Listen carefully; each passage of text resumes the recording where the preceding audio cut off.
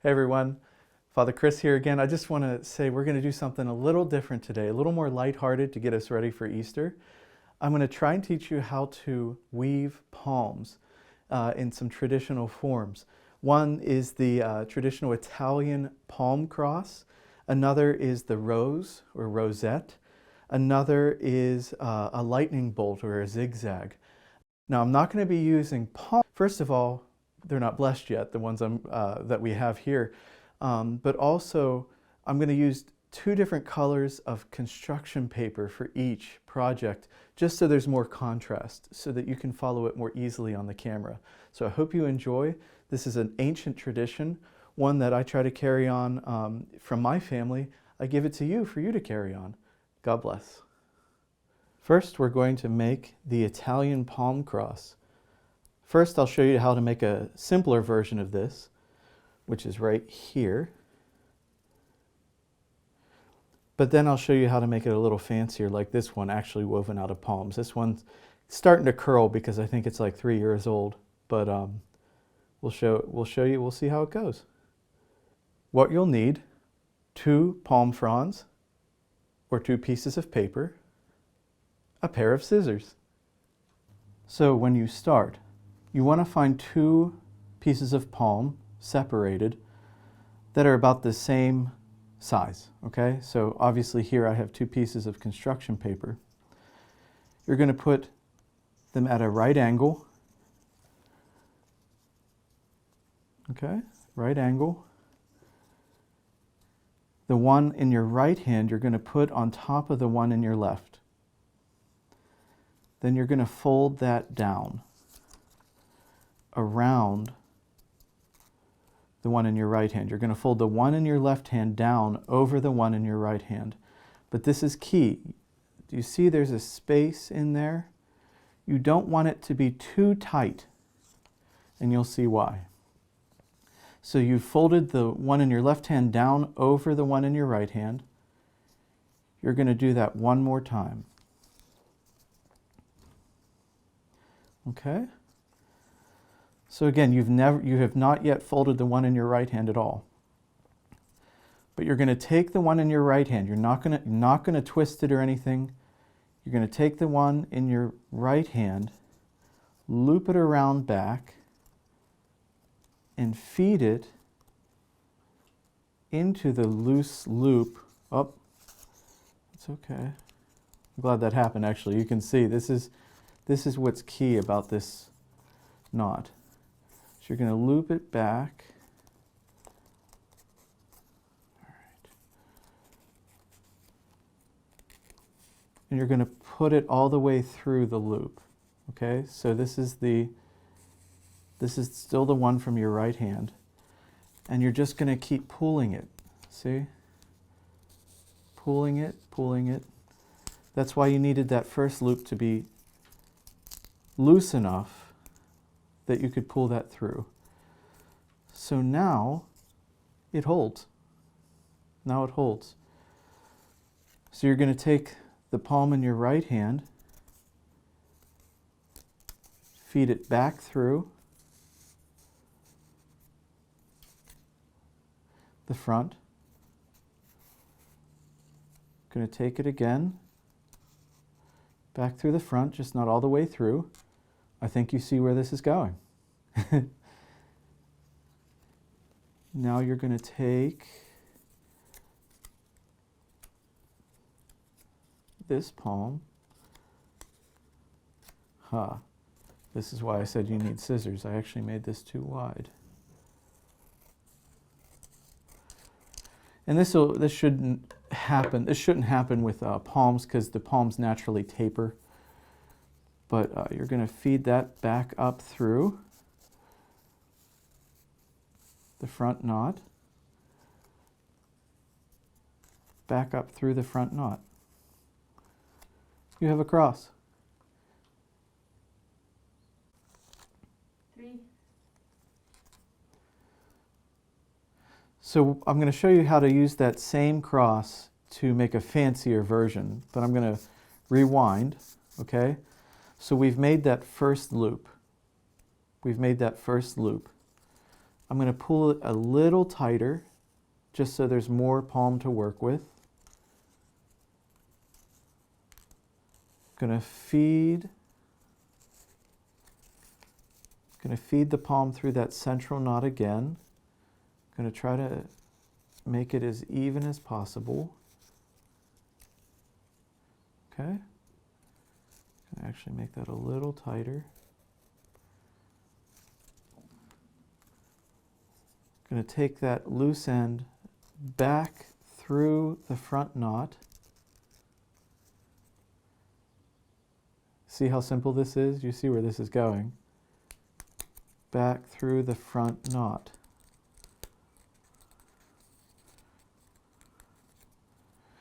And with a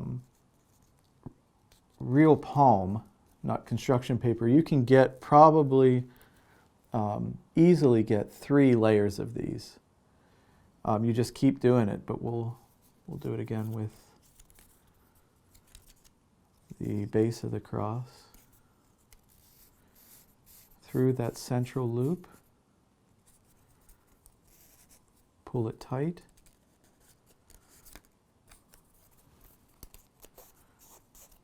Through the central loop.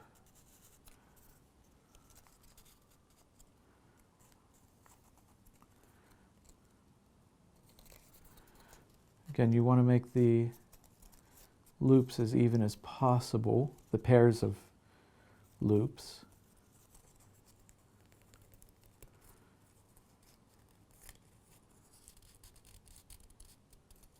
Okay. Back through the central knot.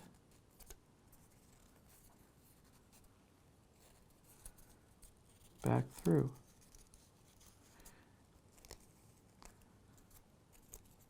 That one ended up a little uneven, but you get the idea. And again, here's the finished product, the Italian palm cross. The rose. Okay, so now we're going to do the rose, the pinwheel, and again, it's going to look a little different because I'm using paper. The palm fronds are a little more forgiving when it comes to the design. So hopefully this works. So you're going to take 2 separate palms, pieces of palm, and obviously the way to get them the closest in size and dimension is to use, when a palm leaf comes and you get the strand, it usually is split. You just complete the split. So they're like twins or 2 mirror images of each other. So you use that. You begin by making a V with the palms, the wider base at the bottom. Okay, I cut these to be a little more like the natural shape of a palm. You're going to start with a V. You're going to fold the one on your right behind.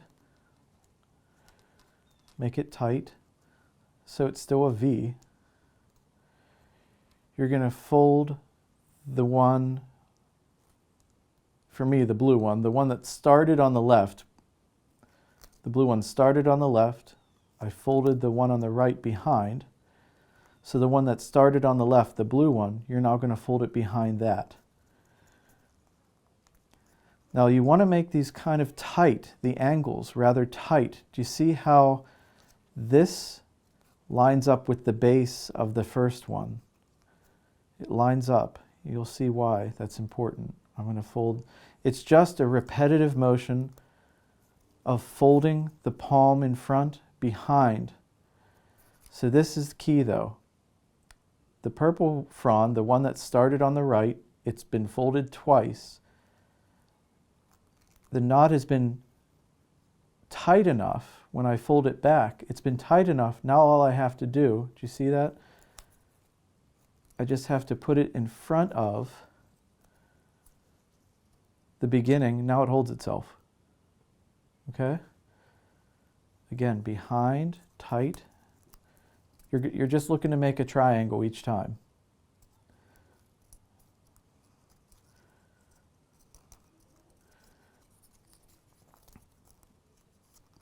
Behind. And again, see how that, I'm going to use my scissors, This angle is continuing straight across. This is straight across. That is straight across. You're always trying to make straight lines.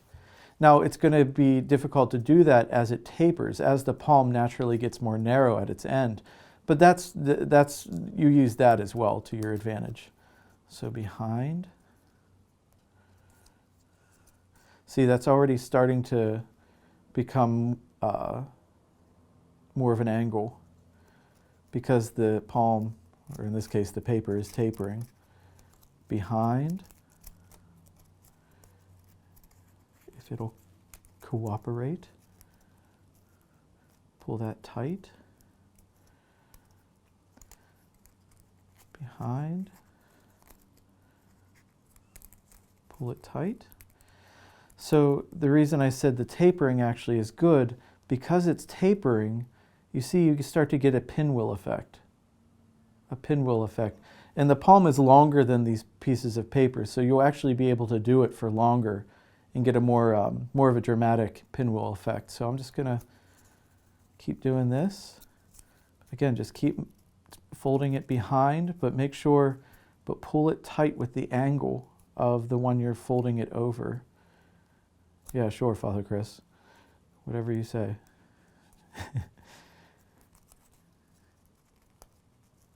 Behind. Behind. And it honestly is easier to do with the palm than it is with the paper, because the palm is stiffer. So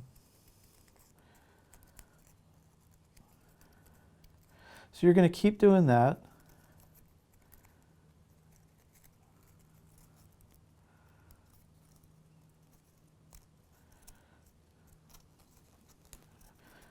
And eventually you'll get good enough that you won't even have to look at what you're doing,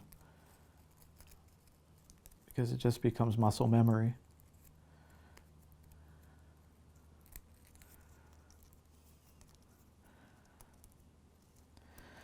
Think of it this way, you're always trying to tuck, when you pull the palm behind, you're going to try to take that inside edge and tuck it into that center as tightly as you can.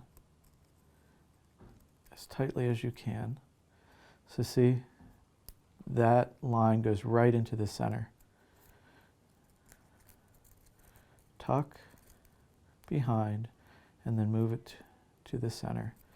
So I'm going to end this one here by using the scissors. Kids, ask your parents for help. We don't want you to get hurt or the parish to get sued. Here you go. Again, you can keep doing it until it gets quite small. Now these I would suggest with the palms. As the palm dries, it becomes tighter. It begins to shrivel a bit, and these tend to become springs, okay? So after you're done, the roses, and actually all of these, you don't have to do it with the cross, but with the rose and with the zigzag, the lightning bolt that I'm about to show you, you probably want to press them in a book or under a book, at least for a day as they dry. And that way they'll keep their flat shape.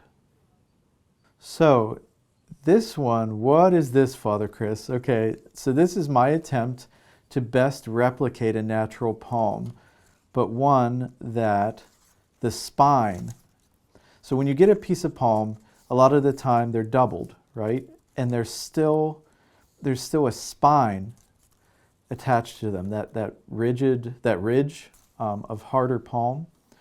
So what you want to do is you want to take your finger and split the spine away from the two, but not all the way to the bottom. You want to keep it attached at the bottom, and you just want to separate these two from their spine. But again, they're all together at the bottom, like that. So you end up with something like this, okay? Just roll with me. So here's the spine in light blue. I used some Scotch tape around it too to make it a little stiffer, because it would be in real life.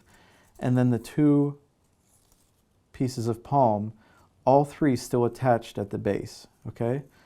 So this is what we're going to make. We're going to make a lightning bolt or a zigzag, whatever you want to call it. So what you're going to do, you're going to put the spine, you're going to fold the palm in half with the spine on your left, okay? Just like this. You're going to take the palm on top and fold that behind the spine, okay? So here it is. You're going to just take the top palm and fold it behind. And make another little triangle. Now you're going to take the palm that was behind and fold it along that same fold as the one on top. But over the spine. Okay? So you have the spine still sticking straight up, and now you've folded the one behind and the other over, encapsulating, encasing the spine. You're going to take the one on, let me get this out of the way. You're going to take the one on top. You're going to fold it under, following the spine. Again, you're just making a triangle. So, here's the triangle. Sure, Father Chris. And you're going to, with the one behind, you're going to follow the angle of that same curve. So what have we made over here? Well, kind of a triangle. What is this here? A triangle. You're going to take the one on top again, fold it behind, take the one behind, fold it over top. Now you definitely have a triangle, okay? Can't fight with me on that one. So you're always just taking the one on top and folding it at, what is that, a 45-degree angle? That's my math for the day. Watch, I'm wrong. But a 45-degree angle. Fold the one behind over top that one. Fold the one on top at another angle, 45 degree. Gosh, I hope it's 45 degree angle. Over top. You see you have the first zigzag.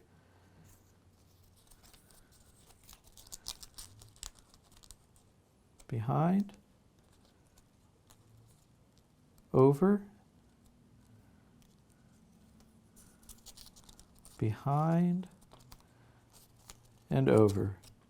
And the beauty about putting this up on YouTube is you can pause, you can rewind, you can holler at me, I won't hear it.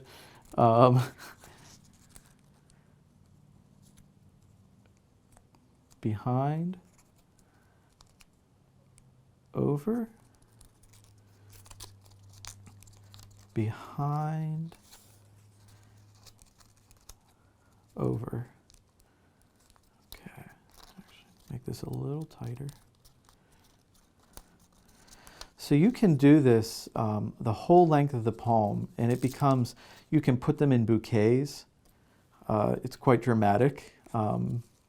You look like, I mean, come on, you do a whole bunch of these and put them into a bouquet or some kind of centerpiece for Easter, you're going to look like some master, okay, of something.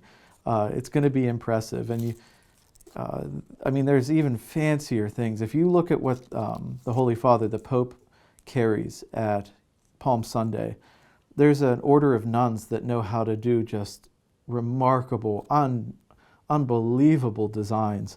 These are just some of the basic ones that I've learned. I remember sitting at my mother's parents' kitchen table on Palm Sunday, and my cousin Anne folding the palm crosses, and I thought it was the most remarkable thing that she did. And now you can pass it on to your family. So I'm going to end there. You just keep doing it. For this, I'm just going to cut it. Here you have the lightning or the zigzag. Now, that's a good thing.